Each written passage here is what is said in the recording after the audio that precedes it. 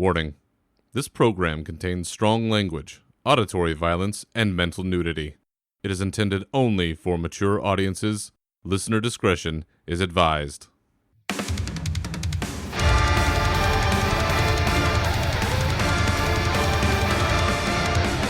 Welcome to your uncensored home for all things Warcraft, with your hosts, Berserker and Navox. This is Unshackled Fury.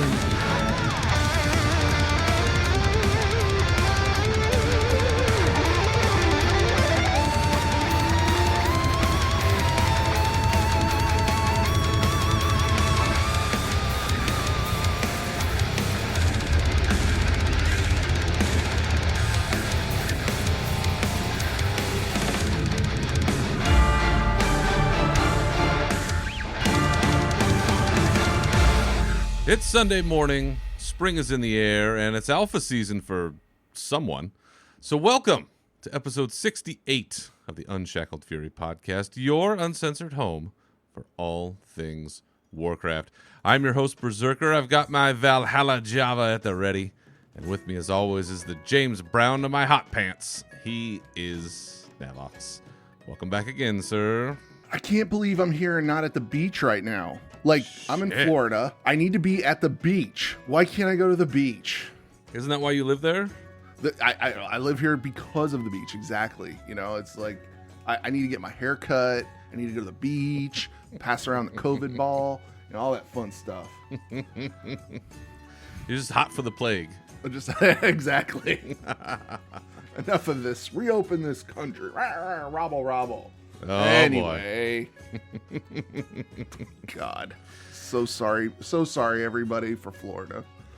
Yeah, it's been an interesting month since the last time we put something out here, but you know, I need a little time to settle into the new normal. And now here we are, kind of figuring out some sort of routine, settling down, figuring out where we need to be at home and what we need to be doing, other stuff. What room you need to be in at what time. Yeah, that's right. That's right. Upstairs and then downstairs. Go out front, walk around in circles. Going out in the backyard, doing 3 laps around my porch, and then coming back inside. Yeah. That's the new white collar office walk, I guess. Down the driveway and back up. So yes, we're back. And we have had a whole slew of alpha. It's been alpha everywhere we look since last we were here. We had some inklings that it was on its way the last time we did a regular episode some 6 weeks ago or so. But it's been out now since April the 9th, so we're looking at about 10 days now that the alpha's been out. So we've seen all kinds of streams and posts and all sorts of stuff out there. But before we get to all of that new hotness, what have you been up to since last we chatted? Not playing Warcraft, I'll tell you that much. Go! Yeah, so I feel, and I'm just going to put it, gloves off. I got sick of playing WoW for a while, and I don't like how the game... I do not like the corruption. I do not like the way the game is in this point. I loved Battle for Azeroth. It started out strong for me.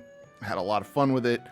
And then when we got to the N'Zoth portion of it and all the corruption and the Heart of Azeroth and all that kind of... I was just like, I'm done. I'm done. I've let go.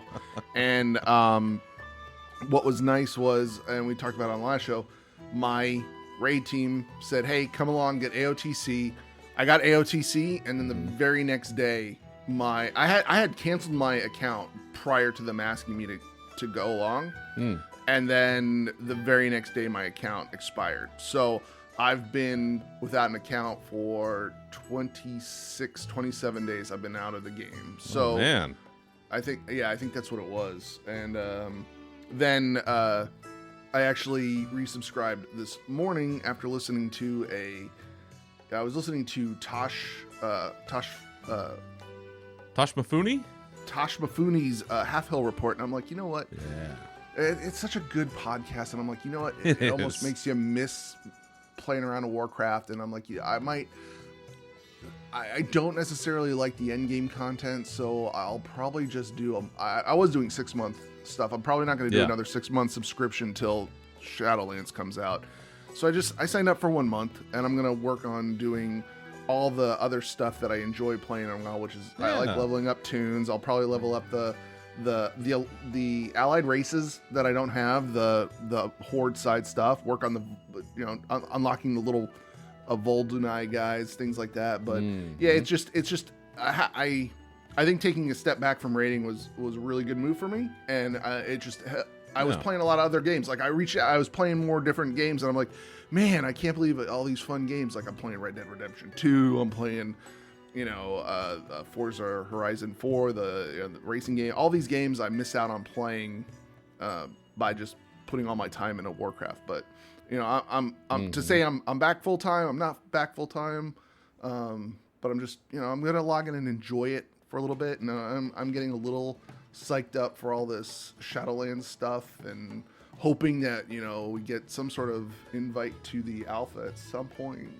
Just who knows, but that's that's what we'll address that here in a few minutes. Yeah.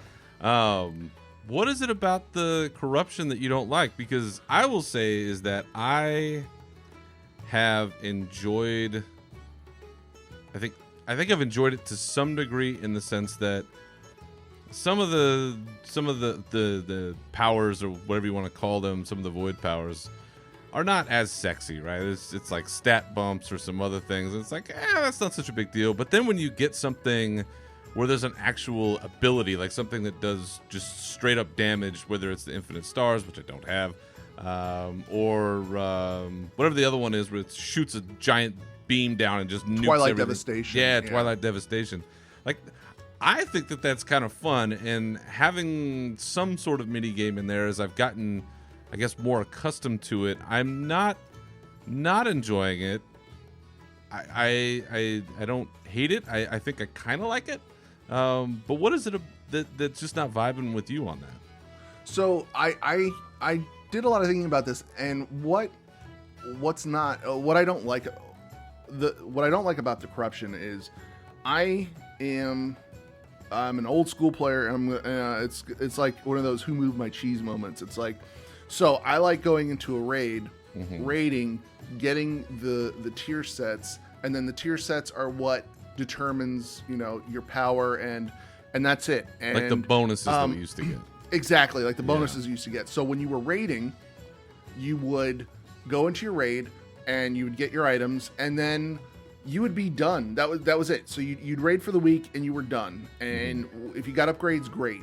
Now it's, well, if you didn't get an upgrade, why don't you go run heroics, like dungeon heroics, and then you can get more out of that. But then also on top of that, go do all these dailies every single day, because you have to make sure that your corruption balance balances out with the gear that you got, because everything's corrupted at this point, and you can't really use it unless you put in more time. So it's just I like the way I play, and the type of player I am is I like leveling my character to a certain point.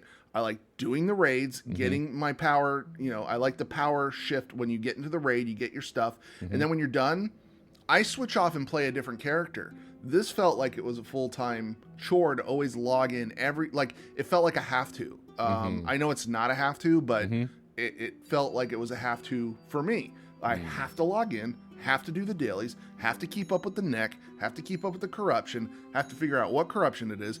I have to subscribe to a third-party site to tell me what I need to use best in slot. And that whole thing just doesn't jive with me. I just want to know that if I go into this raid, this set is going to be my best in slot and what I'm going to be using for the long haul for raiding, and that's it. Call it a day. I know the game shifts. I know the game changes. It's a dynamic game. It's always going to change. I like what I'm seeing coming into Shadowlands, and that's why that's why this didn't jive with me all that well. It just, and I got real angry. I I'll tell you. I remember. I was telling my wife, I'm like, fuck it. Honest to God, I said, I'm just unsubscribing. I just cannot do this anymore. And Well, it's good to take a break. I know, mean, we've talked about this a million times on this show. Exactly. Yeah. I mean, you got to walk away at some point because it's Yeah. supposed to be fun, and if you're not having fun, And it doesn't then- do me any good. It doesn't do you any good. It doesn't do the community any good. If you and nobody likes this anymore. You don't go out to Twitter and post, "Fuck, I hate this game so much. It's such a bad place." That backfires all the time. So it's like you don't really have an outlet to go, "I'm really feeling this way about this game," and find other people. Come on that a feel the same. podcast and vent about it. That's the adult way. But yeah, so I wasn't trying to rain on anybody's parade or their fun. If they're still having fun in the game, great. I love it. I love that you're having fun in the game. That's you do you. But I'm looking forward to going back to basics, leveling up some alts, enjoying the present, the past World of Warcraft zones and stuff like that, and just I'll hold out till Shadowlands. So Yeah. So first, I just want to say yes. If you're listening to this podcast and you've never listened to Half Hill Report before, do yourself a favor and go check it out. And I know I've said this on here before, but it really is one of the most unique podcasts I've ever heard, and it really is a labor of love for It is. Talib and Tosh Mifune, and you got to check it out. It's he does such a good job. Like, Oh honest my to God, I wouldn't have resubbed today if it wasn't for listening to that podcast. Like, it's It's just pure love, dude. Like Yeah. it comes from a very pure place. So yes, so one, if you've never heard that show, go download it, go check it out. Great people, great show, do the thing. The other part of this is that, for me, looking at this, because I remember you were the first one to really start having issues with horrific visions when you were like, fuck this, I can't get through these things, I'm wasting all this time, this is bullshit, the whole thing. And I actually had a really crap run the other day where me and my boy Rommel were running through, and he was helping me do some full clears at Orgrimmar, no problem. Switches over to Stormwind. He's like, all right, let's run through this mage area. And we got hammered, and we were out of there in minutes. And we died, and we end up back in the Wrathion room, and I'm like, wait, that's it? He goes, yeah, we died. I guess we can't do it that way. And I was like, oh, now I see why Nav was so mad. Yeah, that was. I was like, I only got one page? Oh, crap. Okay, well, I need 3 more for the next level, so all right, well, that's not going to work. So, yeah, so, I mean, I think that portion of that element of the game still has some resonance where you do have to be careful, and you do have to really kind of plot out what you're doing to some extent to make those horrific vision runs worth it. And I'm still working on my cloak. I'm at least in double digits now, but I'm still working on it. Oh, that's awesome.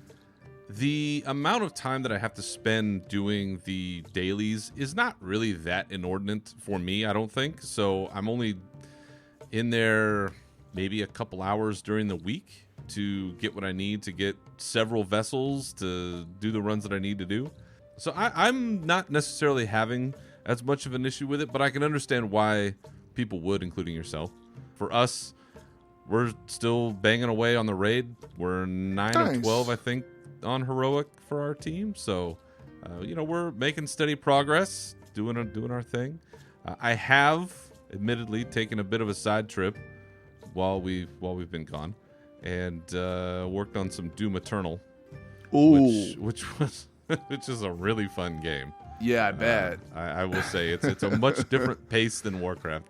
And for somebody who is terrible at first-person shooter games, I really enjoy this generation of Doom where it's, they call it getting into this sort of state of flow where you're constantly moving and you're either regenerating health or armor or ammo, and you're constantly doing these different things and having to balance what you're doing. And it's a wholly different mindset. Oh, wow. From what we do in Warcraft, obviously. And so it's kind of fun to flex different parts of your muscle memory or your gaming memory or your gaming muscles or whatever you want to call it. But fun game, does not take itself seriously at all, and it's great because they're trying to pump all this lore into Doom and into Doom Guy, and it's, for a lore junkie like me, it's great. And so I really had a lot of fun there. So, but we're back. We're back now. Back in Azeroth. Both of us, even you. And we do have a lot of alpha stuff to talk about. Part of that, though, is alpha access. And that's the sort of elephant in the room that we're going to address first. So why don't we go ahead and jump into that? Let's rage. So Nav, alpha is live. It's out there. Yeah. And since that time, since that switch was flipped, I've had a number of people ask me, hey, have you been enjoying alpha? Have you been getting in? What's that like? No, we haven't gotten in. And some of the follow-up comments that have been made to me are subsequent that, wow, that's really surprising. We thought you guys would have gotten in considering so-and-so I saw was in, or whatever the deal is. Yeah. And yes, I just right out of the gate, I will say, and I think it's fair to say for both of us, that we're both a little disappointed. Just a little bit. That we're not hands-on with it at this point. But let me paint a picture for you folks here that are listening to this fine program. What it is like, or what the scene is like when you're, I guess, in a position of being an influencer, as we like to call it, or somebody calls it. So, after doing this show for a number of years, we, Nav, you and I, we finally got into what I would like to call the VIP list or the VIP club at Blizzard when it comes to content creators, right?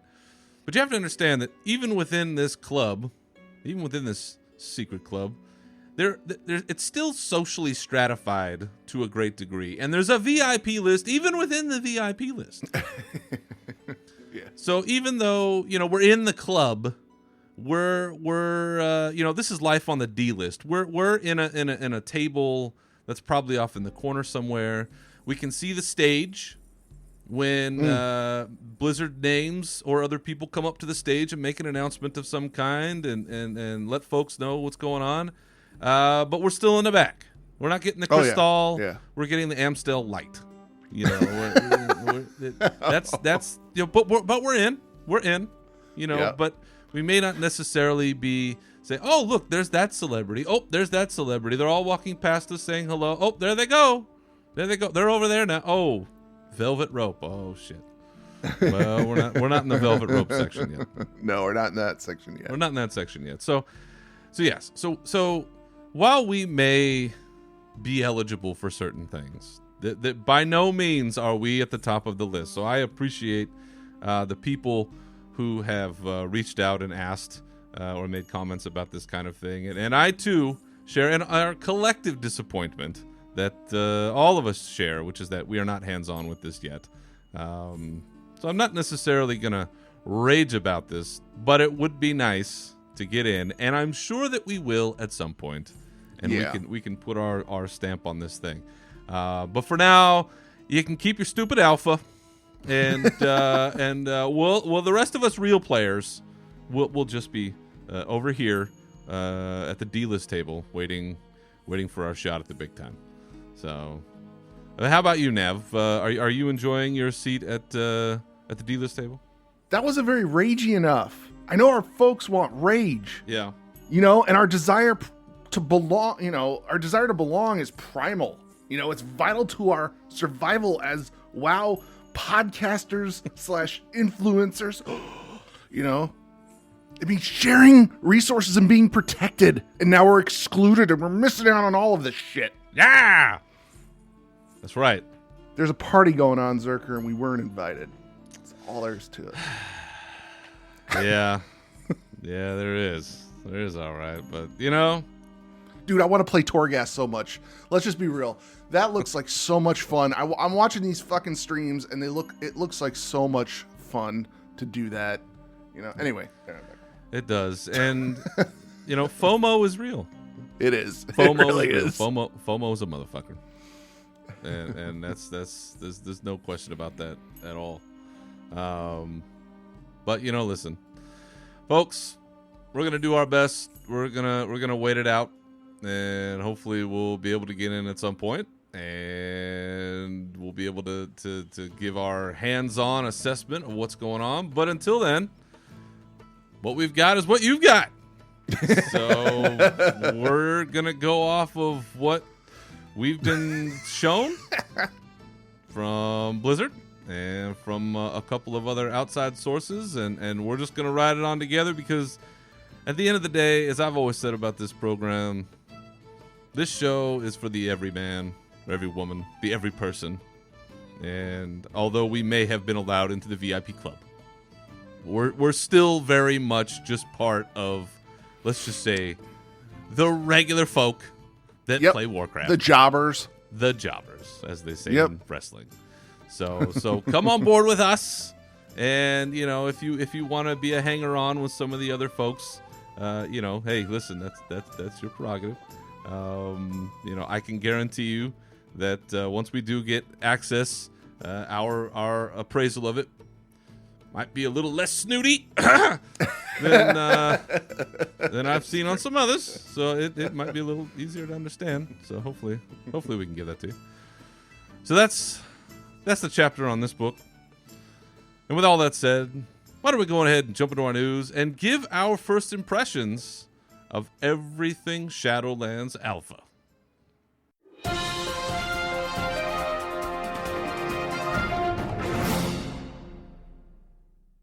So the Alpha season was officially kicked off the week of April the 6th, when we had a post from the one and only Ian Hazakostas, our beloved game director.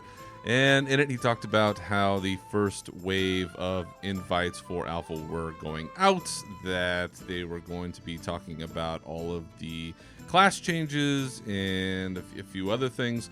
But it officially kicked off on the 9th, I believe. April 9th was the day that it all started. But before that, and as that was coming in, we got a couple of posts from Blizzard specifically about some of the areas that were going to be open, relevant to Alpha, and what they were looking to test initially.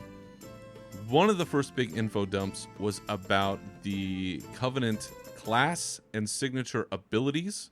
This is something that is going to be a major feature of Shadowlands, in that there are going to be, I believe, 4 Covenants: Kyrian, Necrolord, Night Fae, and Venthyr. I think these are the main 4. Yep. And with them, eventually you're going to have to make a choice about which Covenant you align yourself with. And this will be tied to the various zones that we're going to go through. And with each one of these, you're going to get some sort of ability, what they call a signature ability, something that everybody is going to get from each of these 4 Covenants. But on top of that, each one of these will also give your specific class some extra ability. Like for us as warriors, if we go with the Kyrians, then we get something called the Spear of Bastion, which I think sounds pretty cool, which essentially you throw a spear at this target location, you deal damage when that lands, and you, I think, also tether the baddies to the ground, and you may be doing some damage over time and get some rage out of it, something like that. So that's kind of the gist of it, is that as we quest, we're going to come into contact with each one of these Covenants. At some point in the story, we are going to have to make a choice about which one of these we go with. But as we do that, we're going to get these other things that come with it. And there was this big post saying essentially what all of those are as of now. Some of those are TBD. Mm-hmm. So looking at these, with the choices that we have before us and the potential, let's say, gravity of the choice of which Covenant you have, what do you think about this system, these abilities? Does this feel right? It seems like it's kind of a substitute potentially for a spot that the artifacts used to fill in Legion. What's your take on this Covenant class and ability system? Undecided. I haven't been able to play through any of this stuff, but what I did think about was that a lot of these things are, I don't think it's going to be game breaking or to the point where people are like, you have to do this to be the best. You know, you have to do this in order to be able to succeed at any of this stuff.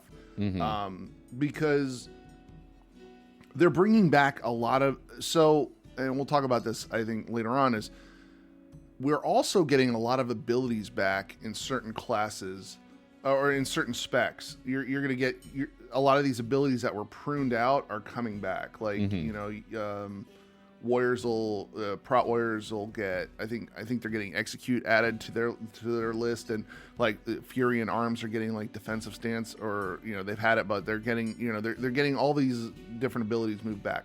What's happening here is it's just adding an extra flavor to your class, so that say you want to run something and you don't necessarily have a tank, but you have a DPS spec. Maybe one of these things will allow you to, you know, play kind of a tanky-ish type class while you're being a DPS spec or something like that. The problem I have is that, and I was trying to figure this, like I was getting stressed because I was like, what am I going to pick? I don't know what I'm going to pick, because I feel like I have to make that choice right now, and I have to study up and I have to learn everything about it. But you get to play through all of them as you're leveling up, and then at the end you can make a decision on what you want to play.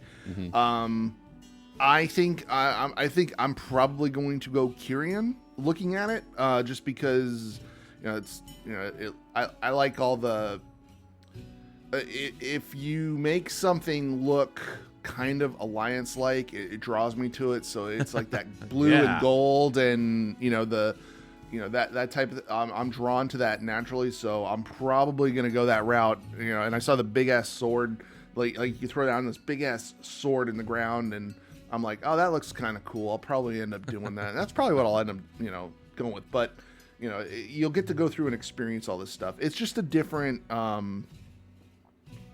like I said at the beginning of the show, you know, the game is evolving. It shifts. They try different recipes with each expansion, and this is a new recipe they're trying. We'll see. You know, we'll see how it plays out in the long run. I'm excited for any change at this point in time. So, you know, we'll see. You know, I look at this like, so when you go through this stuff, you look like the Kyrian will be like paladins, warriors. The Ventier will be like, you know, I think like rogues and, you know, maybe hunters or something, and then the Necrolords are the Death Knights and the Warlocks, and the Night Fae are the Druids, and, you know, things like that. So I don't know. We'll see. Well, one of the sort of major controversies we've already seen with these covenants is about player choice. And so going back to, I think, every BlizzCon we've ever had, there's always a discussion about how much choice do players have in terms of their abilities, their uniqueness, all of these various aspects. And you just mentioned it, where it's, you hope that there's a way in which this is done where people aren't, well, this is the one talent that you have to have, or this is the one thing that you have to do in order to be the most successful. For me, I kind of worry, and this goes back to, let's say, the pool of alpha testers that may be out there, and perhaps beta testers as well, is I worry that everything becomes catered towards a certain mindset of, this is the best, and this is the only way to do it. And everything has to be tailored towards, I'm in the top 1% of 1% player. Yeah, I can't do that anymore. I can't do that. I never could do it. I certainly can't do it now. But I worry that those are the loudest voices, and so that's what ends up being catered to, instead of the literally millions of people who I think are a lot more in the vein of, you know, I'm just playing and I'm having fun, or maybe it feels right. Like, I'm not parsing out because this rotation ability was 0.2 seconds different than this, or was this little bit of damage different, or this flow thing didn't feel right, or what. Man, I have never thought about that crap. really don't. I'm like, okay, the only thing I ever didn't like was Colossus Smash. I just didn't like it. I didn't like the way that fair worked. enough. Fair enough. And maybe that's why I shouldn't be an alpha tester, because I'm not thinking about it in these terms. And if that's what they want, okay, fine. But when I look at this, I go, I just want to do whatever looks like the most fun. Yeah. Right? Like, whatever looks the coolest. Right there with you. Whatever looks like the most fun. Hey, I get to throw this spear and, impale this guy to the ground. And that's just, it looks cool and sounds fun. Like, that's what I'm looking at. Right? Yep. And so I worry that there's this over-reliance on, there's, 200 more damage per second with this one thing, when we're talking about literally thousands of, DPS, hundreds of thousands, tens of thousands of DPS, whatever it's going to be by the end of this expansion. Right? And so there's this real worry about these kinds of things. And so what I'm getting to with that is that now you have this controversy over the ability to change covenants and how easy or difficult that will be. Where I feel like if you make it too easy, people are going to switch covenants based on boss fights. Like, when you have people doing their mythic dungeon, their mythic raid invitational, it's going to be, they're going to run out and they're going to do this covenant for this fight, and then they're going to run out real quick and do this covenant for this fight, and you're going to have all of that going on. And that doesn't feel right. Stop the raid. Let me go read Covenant. I mean, BRB, New Covenant. And that just sounds irritating. Yeah. Whereas I think the philosophy they're trying to push is we want this to be a meaningful choice. We want this to be, something that you're making with a certain amount of gravity. But people are really pushing back hard. Mm-hmm. They don't want to be locked into that choice because, again, going back to player choice, how much is enough or how much is too much? So when it comes to these covenants, how easy do you think it should be to switch ultimately? Or do you have something to compare it to in terms of Scryer to Aldor, which I think we've seen in the past? Oh God, Scryer and Aldor was terrible. I did not like that system at all. I don't want it to be that difficult. That was difficult because if you picked one, I mean, that was it. You are not going back. You were not going back. Yeah, because it takes forever. It took forever to get those little pieces that you needed, the little rep pieces, and they drop from the raid and the dungeons, and I still get those. I still get those things whenever you go do a rep grind right now out there in Burning Crusade, where you're top part of the BC, and there's the floating cities out there that you do your rep grind out there. Sorry, don't know the name. It's okay. You still get those, those little rep things. They're going to make it, they have to make it a valid choice. And I just don't want it to be too punishable where, okay, well, you made this choice. That's it. And now, okay, if you want to switch, it's going to be like months and months worth of rep grind because that is just not fun. Like I said, I'm working on the Voldenai rep right, or the Voldenai rep right now. It's really not that fun. To get your Volpera? Yeah, to get the Volpera because I'm at Revered before Exalted, and it's it's going very slow. Thank God there's something coming on Tuesday that's going to do 100% rep gains that they're extending through May.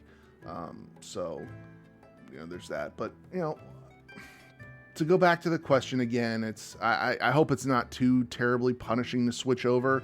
I play Warcraft. I was playing Warcraft, and I still play Warcraft to relax and have fun. Do I want a certain amount of challenge in it? Sure. Is it, I don't want it to be some, hard ass, almost feeling like a job type game. I've just reached that point where I like to turn my game on, and then when I'm done, go to bed, turn it off, and if I want to make a choice in the game, great. I just don't want to be too punished for that choice, and I don't know. But that's just me. I mean, very small voice in the community. Well, I think it's a fair point, though, is that overall there should be a balance, right? Like, sure. Like, first, a binary question: should you or should you not be able to change your covenant? You should be able to change your covenant. Yes, you should be able to change it. Yes, absolutely, yes. So you start there, and then is it something as simple as money, gold. You know, you pay 100,000 gold and you change your covenant. You know, is it something that's that simple? I don't like that. If anything, it should be, you know, you do maybe a week's worth or a couple weeks worth of daily quests, or, you know, somehow you're building up rep, or you're doing some sort of mechanism of that vein. Like, to me, that makes sense, because then from a story perspective, what are you doing? You're aligning yourself with one of these covenants. Well, if you want to break from one and align yourself with another, it seems like you should, from a pure RP standpoint, I guess, ingratiate yourselves with whatever this other group is, because, you know, they know that you've made a choice. Now you're making another choice. Like, we did that back in, you know, vanilla WoW, where you would, I think it was Booty Bay, where you would go and kill all the pirates, and then when you were done, you'd have to go do something else to get the rep back, so you could actually go back into the city. You know, it's like, yeah, I mean, that it seems like something like that would make sense, but I tell you, people are real angry about this. I've seen a lot of real angry posts about the gravity of this choice, but we'll see.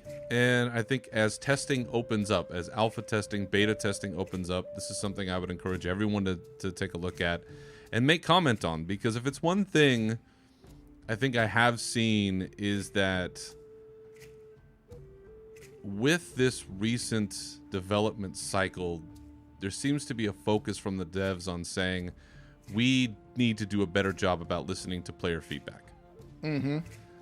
And for the most part, it seems like that is coming to fruition, where comments that have been made in the past, they're catching up to quicker. And like for instance, there was a whole host of changes that were made in patch 8.2 relevant to comments that players had made. They were, I think, slower to react to that than they wanted to, certainly slower than the player base wanted them to react to.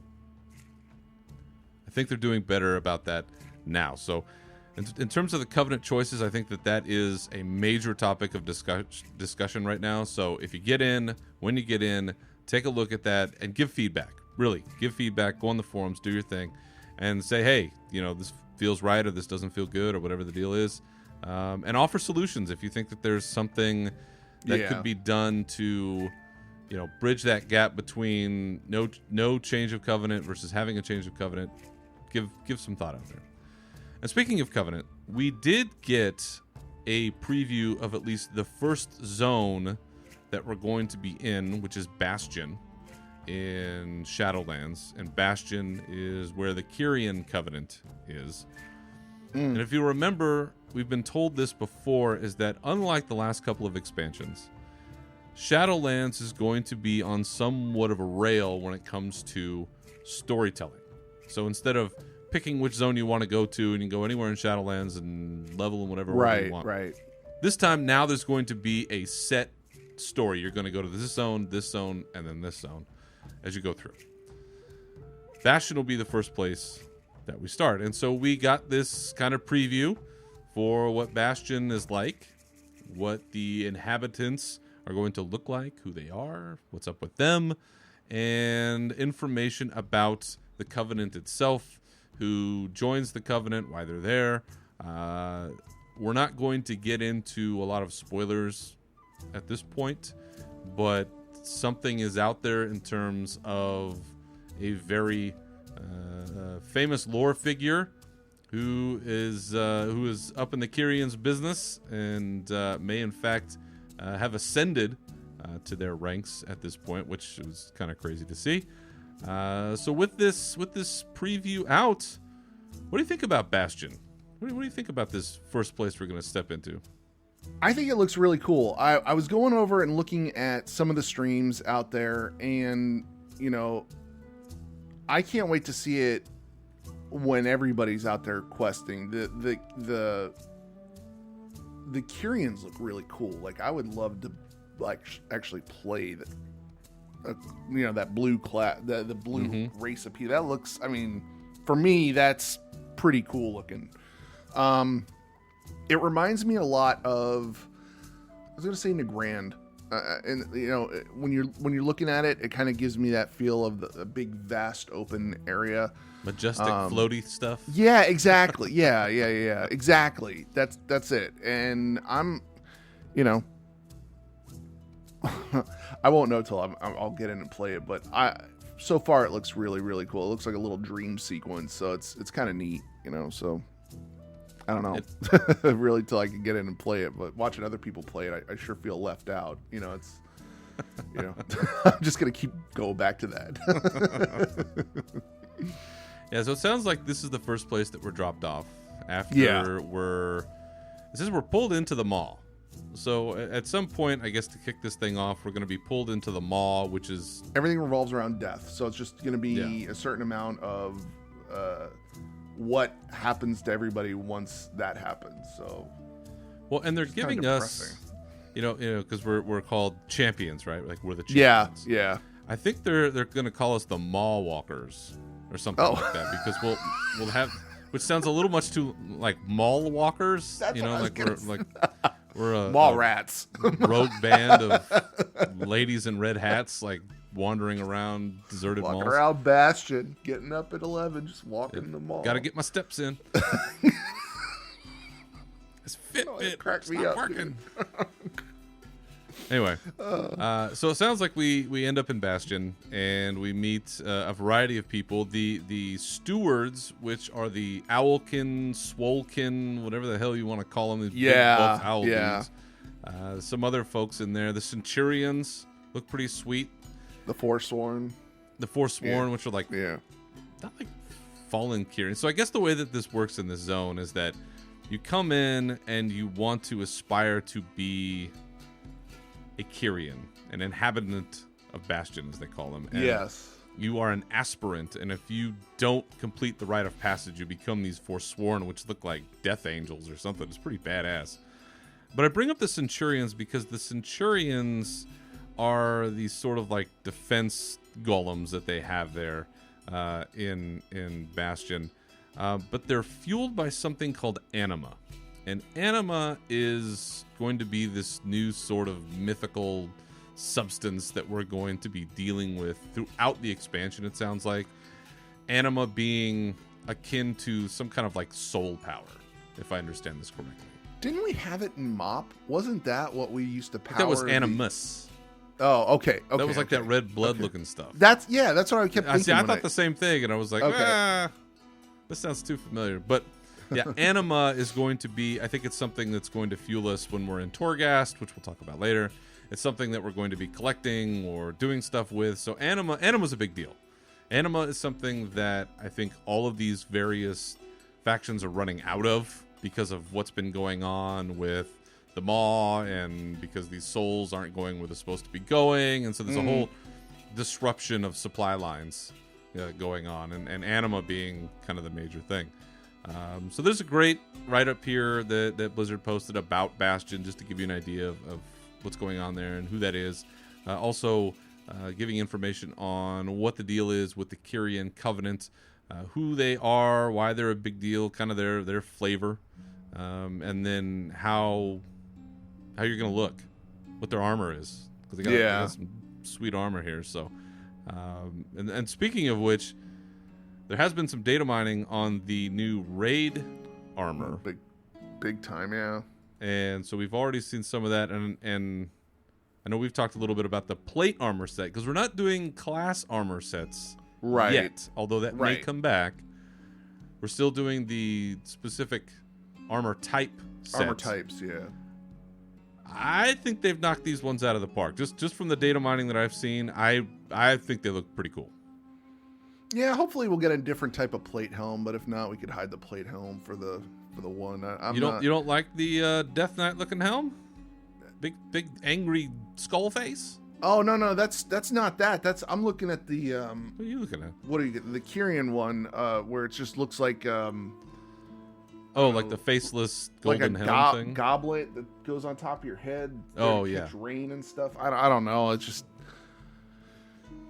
doesn't jive with me. I like big spiky looking, I'm sure there's a dozen other paladin helms. I want a Spartan helm or something, You just want to run in naked to every battle, just give me our logo helm or something in the game. Yeah.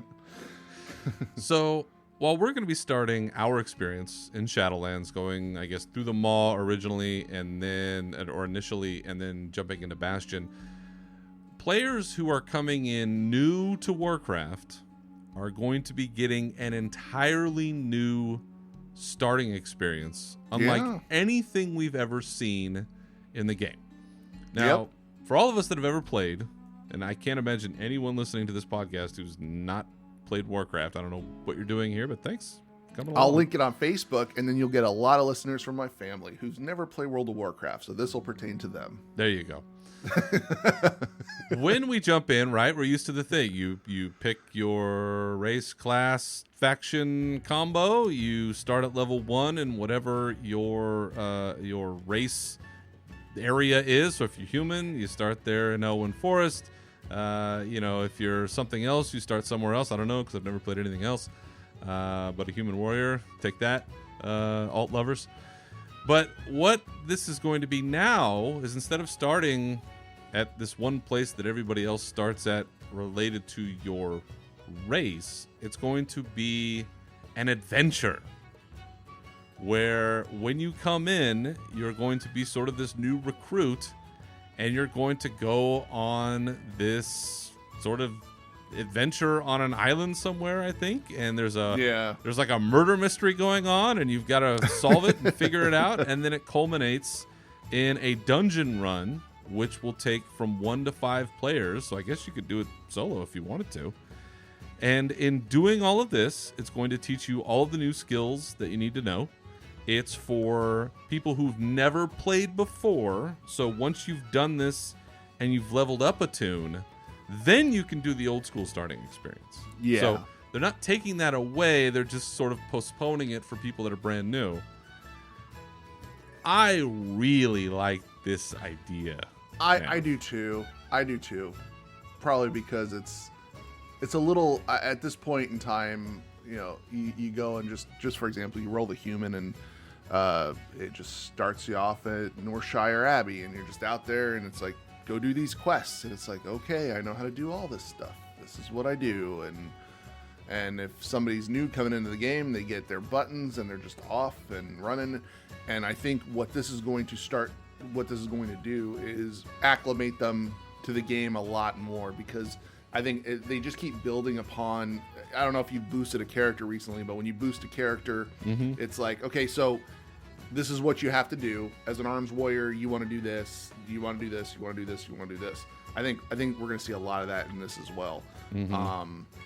But yeah, and it's different. It's new, and it gives them a broader what to expect, other than, okay, so is my entire world, is it just going to be hunting wolves and goblins this whole time? Is that it? Am I just going to run around and kill goblins, kill wolves? And there's these get these kobolds. Yeah, there's these kobolds with candles, and that's it. That's all this game is. So it gives them a broader, experience into the world. So yeah, I did mess around, because I've never actually used any of the boosts that we've gotten with our expansions. We get the I had 100 boosts and I never used it, and so now it's a 110 boost, and now I have a couple of those. I just don't use them. I don't know why. I'm weird about it, I guess. I did tentatively use one the other day. I didn't actually complete the whole thing, but when you do it at that level, it just feels like there's still too much to master so late in the character's development. Yeah. So if you have the starting zone, which is built around something that's a little more tailored to teaching you how to play from day one, here's kind of the basics of the game in a maybe a more fun environment. I mean, I don't know. Killing wolves, I guess, was not that exciting, although it felt fun at the time. But doing something that's a little more, there's a mystery, or there's a thing I've got to solve, or there's something here I've got to do. Like that sounds fun. Yes. I gotta say, with all of the leveling changes that they're making, this expansion has the ability to be quite revolutionary when it comes to the game, and sort of starting on a new chapter where it's become so big and, frankly, in many ways unwieldy. Where if you're a new player, you're coming in, 8 expansions deep. And you're like, where do I go? What do I do? Who are these people? What's going on? And it'll take you a very long... Like, think of all of the time that we've spent going through the game, absorbing all the information that we have, learning the who, the what, the when, the where, the why, the how. And you're brand new coming into it right now. God damn, it's a lot. Oh, yeah, big time. So to be able to come in, do the starting zone, and then, frankly, pick which expansion you're going to level through, I will be very interested to see what the player base looks like in the next couple of years as this rolls out, and to see what people's impressions are of each expansion. Because imagine that you've only leveled through Wrath. Mm-hmm. You've only leveled through Pandaria. You've Right. only leveled through BC. Very different experiences. Oh, yeah, big time. And I wonder how that's going to affect the player base and what that's going to look like. I'm fascinated to see how this is going to work out. I'm also really happy because it's going to actually make me want to level an alt for real. Oh, wow. Yeah. Because it seems so much easier. Thank God. What was it? I'm going to butcher this name. Desmephisto? Oh, Desmephisto. Yeah, Desmephisto? the leveling guy. The leveling guy, I everything. think he said he did it in like 12 to 13 hours. Wow. That's nuts. That is nuts. You know, I mean, I would probably take me a little bit longer, but that's a lot better than 80 hours. You know, or the year it took me originally to get to 70 or whatever the deal is. So very excited to see this. And if anything, once we get in to test this out, I can't wait to test this. I really want to see how this looks and play around with that. So that'll be a lot of fun. Speaking of story, there was an interview regarding Shadowlands and storylines and story development and all of that. Taliesin from Taliesin and Evitel did a stream with Steve Danuser. Well, this was back on, what day was this? This is the 10th. And in it, a lot of information about sort of the philosophy of Blizzard storytelling, who the jailer is, some thoughts about Bolvar, which I'm always excited to hear about, returning characters, why or why not certain entities were chosen or not chosen. But going through this, was there anything that stuck out to you as a particular point of interest there, Nav? I'm just glad that, you know, we're all going to be on the same page as far as the Sylvanas story goes. So that'll be nice. So there's no more player choice planned. So it's like this is what she's up to, and this is what you all have to do about it. And other than that, I'm excited. I'm excited for all of these changes, and I'm just, you know, I want to see how they touch on how they address the whole death thing, because you have to think about it in the grand scheme of things. You are going into the realm of death, and how are they going to make this well, it's actually the possibilities are endless with this, because we're going to run into a lot of our old characters that we loved, and you know, maybe I think a lot. I think we're going to run into a lot of them. You think so? Yeah, because it sounds like it's going to be pretty narrow. Like it sounds like they're being very targeted about who we see or don't see. Right. So that's this step. So basically, at the initial stage of this expansion, but we always get these little side expansions after the fact. Like you get, they always add on to zones. They always add on to things. I imagine at some point it'll be like, oh hey, look, this character's not here. Well, he was put off into this realm. And then the next expansion is Realm of blah, blah, blah. And then you have to go into that realm and, you know, save them and pull them back over to this side, you know, let them traverse into the, you know, you know, so. But yeah. Well, no, we've talked about this before about who we would want to see. And there's some that have already been confirmed. Like we know we're going to see Uther. Yep.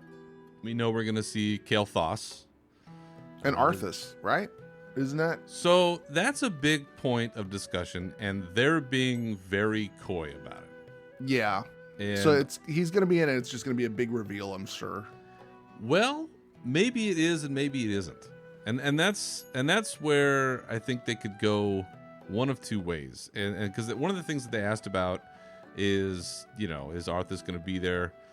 And they have to be very careful about how they reintroduce him if they do, because there are a lot of people, not myself, but there are a lot of people who don't want to see him again.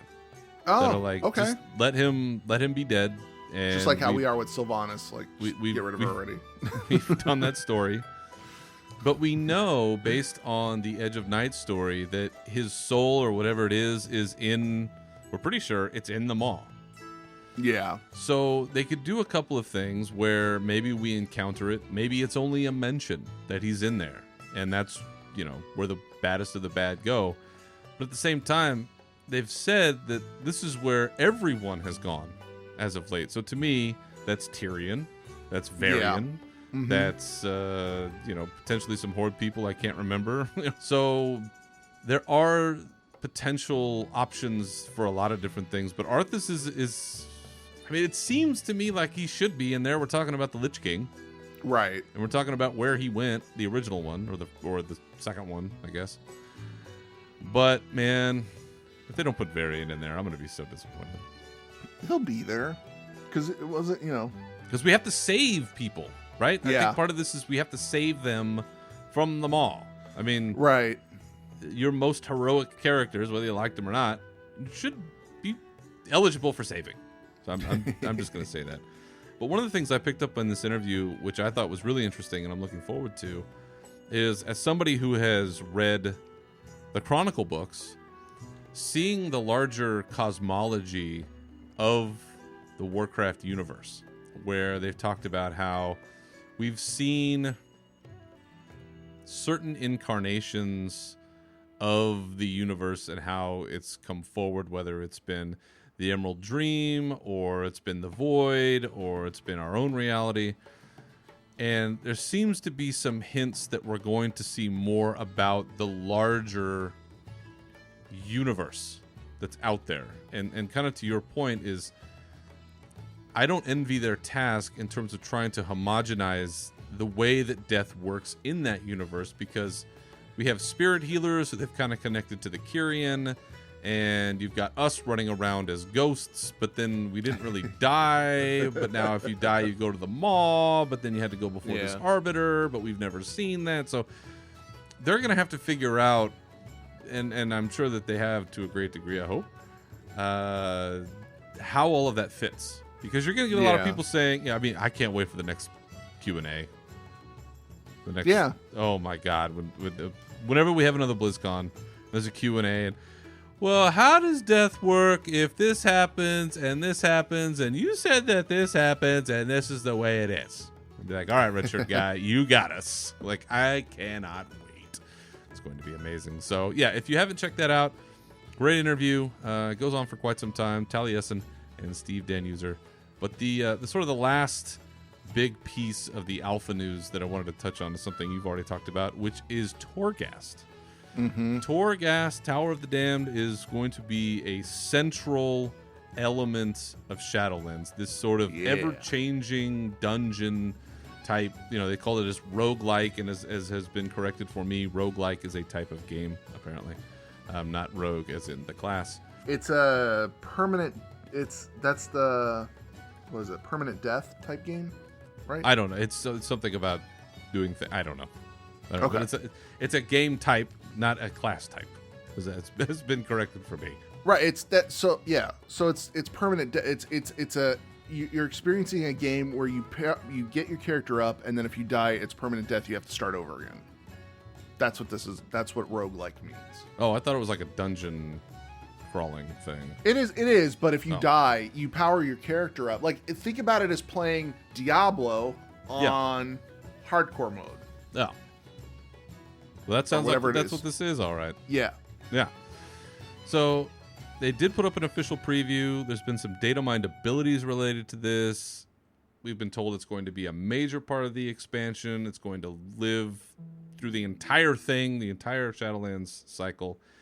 Nav, you have mentioned your excitement for this, so tell us, what about Torghast is getting you pumped up? I just like the idea of it being ever-changing. Like, for example, Waycrest Manor. When you go in there, it's different every time. You know, the paths are different. I like that this is going to be you can do a solo event or you can do it with a group. And it's not based on time, so you can take your time and get through it. It's based on the number of deaths you have. So the more deaths you have, it keeps a count. And then eventually at some point, I forget what the guy's name is, but I think it's been coined that we're calling him Mr. T. He comes out. Yeah, he comes out and he kills everything in its path, and then you will end up having to, you'll get killed by him at some point if he catches up to you. So, it's kind of neat. And I just hope that this is something that isn't gated behind doing daily quests. Like, for example, that's another reason why I was real turned off by all this. Like, I hope it's just something where you can just go do it. Like, you're bored. Hey, I just want to go run Torghast. I just want to go run it. And, I don't think that's how it's going to work. I know, but I hate to tell you, I'm sure it's going to be more like Mage Tower. It is, because that is going to be the source for you to get your power-ups to build your legendary items. So, and that's... Which has been kind of a low-key announcement about legendaries. Yeah, it was. That was very low-key, but the nice thing was about that was they said that you can just pick and choose whatever you want. So if you're like, listen, I want to build a legendary sword or a legendary... I need these legendary gloves because they're best in slot. Well, you just you run your Torghast for the week or how many times you can do it, and then you can eventually get the piece of armor that you want specifically. So... Well, and they've said that there aren't going to be a lot of equipable items coming from Torghast, which I thought was kind of interesting in the sense that this isn't going to be...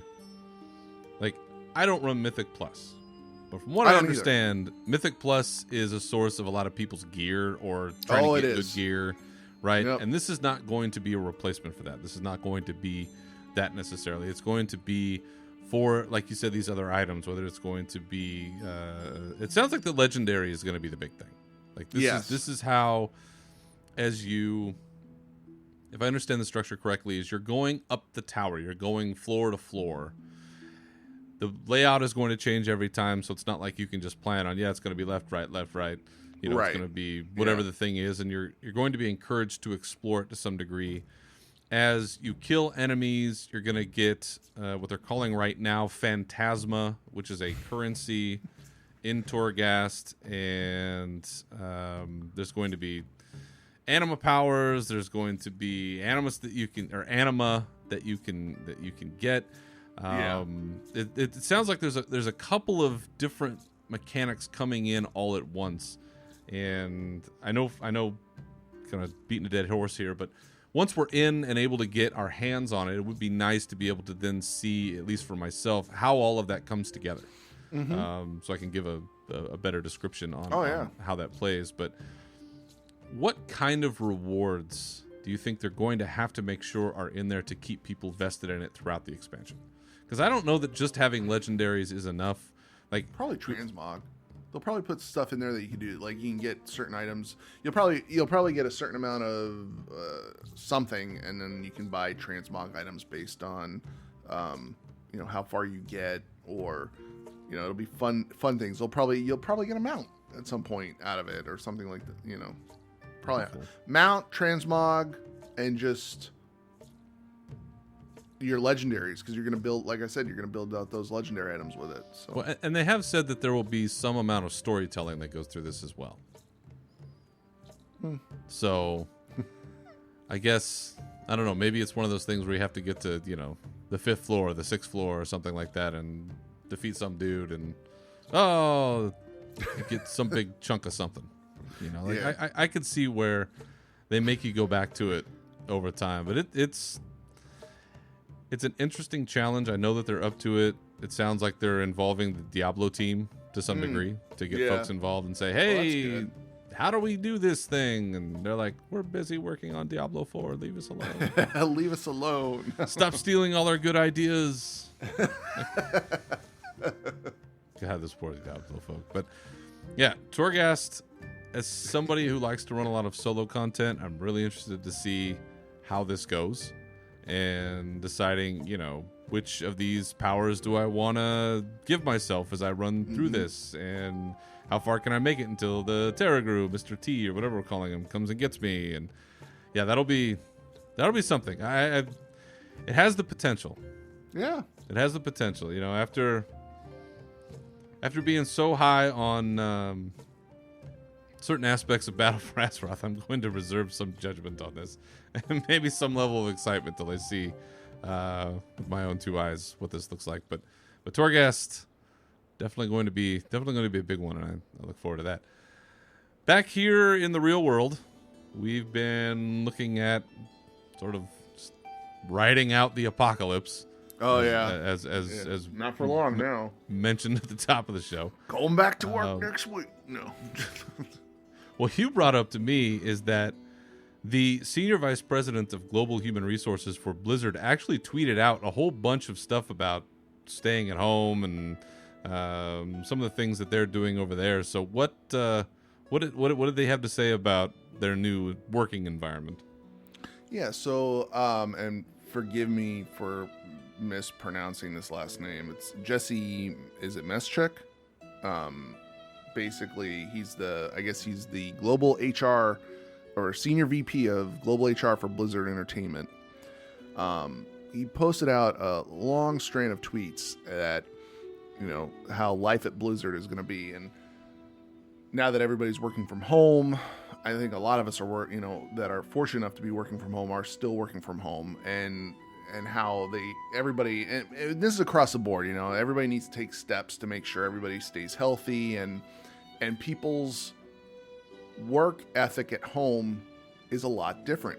Even though I'm salary, I have to do a hourly report, and basically, you know, you have to maintain so many hours a week. You have to maintain so many hours a month, a year, you know, and that's, you know, in government, they are very, very line item. You need to be very, you know, very accurate with your timing. Otherwise, they need to be able to justify your position. Right. So, and this is all circling back to, you know, don't expect everyone to work the same schedule that they did in the office. And that's one of the items here. I'll go down the list of items, basically. And you know, it says, embrace flexible scheduling. Employees will appreciate you trusting them to manage their time and workload effectively. That is very important, especially for people like me who are in the tech side of things and the IT side of things. Yes, we have to be available, you know, from that allotted 8 to 5, because that's when most of the employees are working 8 to 5. But I get a lot of my development time and a lot of stuff that I need to basically get done outside of normal working hours. And so I'm working, I usually do like an 8 to, I usually log in at like 7 o'clock in the morning, and I work till about 7 o'clock at night, straight through. That's what I'm working. And then and during working from home, I realized that I started adjusting my hours a little bit, where I was not getting up. Like, I wasn't getting up from my chair all day. I wasn't getting up. That's not so good. Yeah, so I had to get up and force myself to go do other things.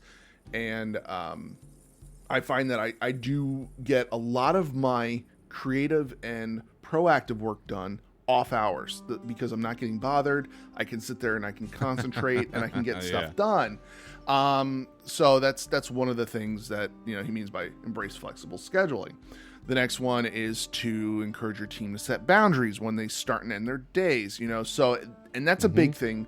And, you know, you do want to use that you want to be smart about it. You know, if your CEO is calling you, don't pick up the phone and go, I'm off hours. It's not good. Yeah, don't do that. Career limiting behavior.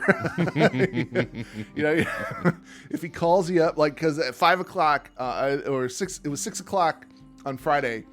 I'm working. I was getting some stuff done, and in Teams, you know, you have your status message up for Microsoft Teams, and my manager saw me. He pinged me, so I'm just like, yep, I'm still here. I'm doing stuff. You know, so always, you know, make sure you're responding to the right people, but definitely set some boundaries up there, so that when you're off work, and you need to disconnect. Because take it from me, I have trouble disconnecting from work when I'm in work mode.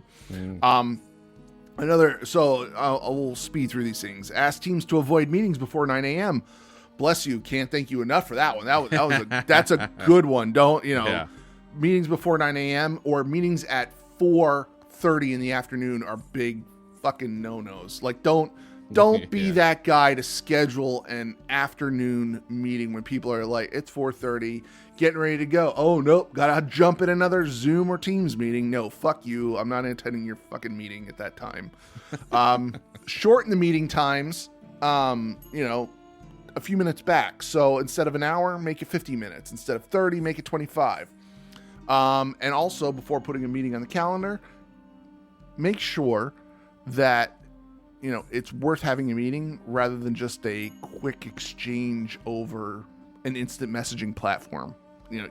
We have one person on our team who wants to meet about everything, and it's like, just put it in an email. And another meeting that could have been taking place in an email or something like that. It's it's something like that.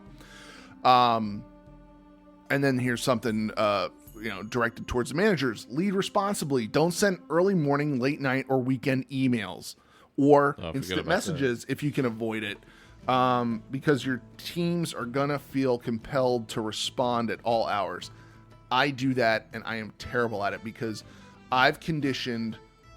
But I've been at the same job for 20 years, so I've kind of, when they know if they ask me to do something, I'm gonna get it done. But I've also kind of conditioned them that, hey, Adam's available, 24/7, 365 if we need him. He'll cancel his vacation time if we need him. It's like, that's so. And then the last one he said, be understanding. Your team members be understanding if your team members can't attend meetings or if there's distractions in the background. I can't, that is, I have a friend at work, whose wife works in the medical, field, and she's been dealing with all of this COVID stuff. God love her, last week, she was in a very bad car accident, and he's not able to, be at work, and thankfully she's okay. I should have led with she's okay after this. She had to have surgery and stuff like that. But that's an example of where, be understanding that person is dealing with, on top of this, dealing with his wife and his kids, and it's you have to be cognizant of that. And it's a weird time. It is very weird times. It is very unusual. And it's, even Lise is discovering that people are working odd hours, where she's finding that people are emailing her at weird times, and it's like people are adjusting and trying to, like you said, weird times. But we're moving past it. We're getting beyond that. Hell, Florida's opening up their beaches, folks. It's party time, But anyway, well, it's good to see at least that Blizzard, yes, that they're. Listen, they're in California. We're under a variety of shelter-in-place protocols going on right now. But it's good to see that they are, doing what they can to keep their people safe and healthy and supported while all of this is going on. And, it's important to keep the morale up of your employee base, because a lot of people are scared. I am fortunate that, I have a companion who I enjoy being with and being in the house with. There are people who don't have anybody, or don't have a pet, or and they're sitting there alone and they're isolated. Or there may be somebody that they're not safe with. Or that is true too. Exactly. Yep. Exactly. Yep. I know one of the counties around where I live had an increase of like 70-something% of domestic violence calls since shelter in place went into force. So yeah, it's it's a difficult time for a lot of reasons. I was glad to see, you brought this to my attention. One of the things that I mentioned to you in response was apparently Bobby Kotick has given his personal phone number to all of the Activision Blizzard employees so they can call him.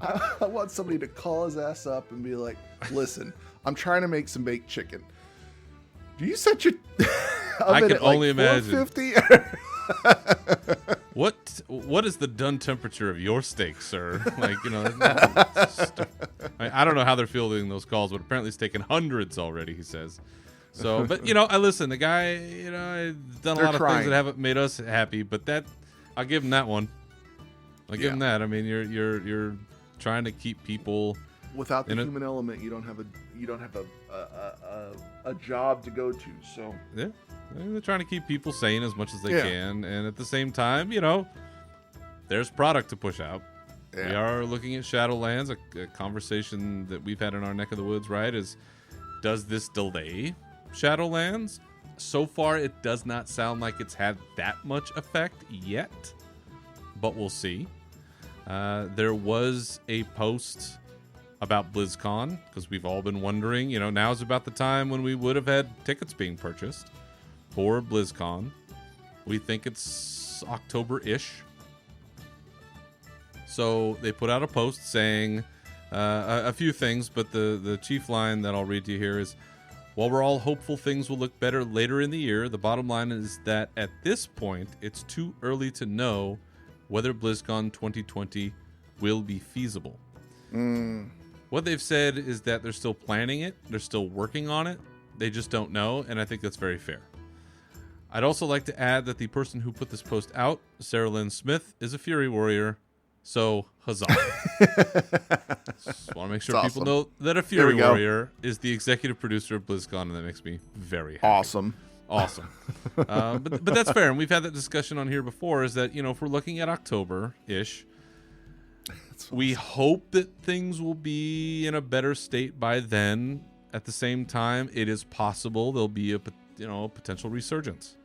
We don't know if there's going to be vaccines available at that time. We really don't know what's going to go on. So I appreciate that they're being communicative to us and letting us know, and I appreciate that they are trying to take care of their employees as best they can during this time. And it's really fucking weird.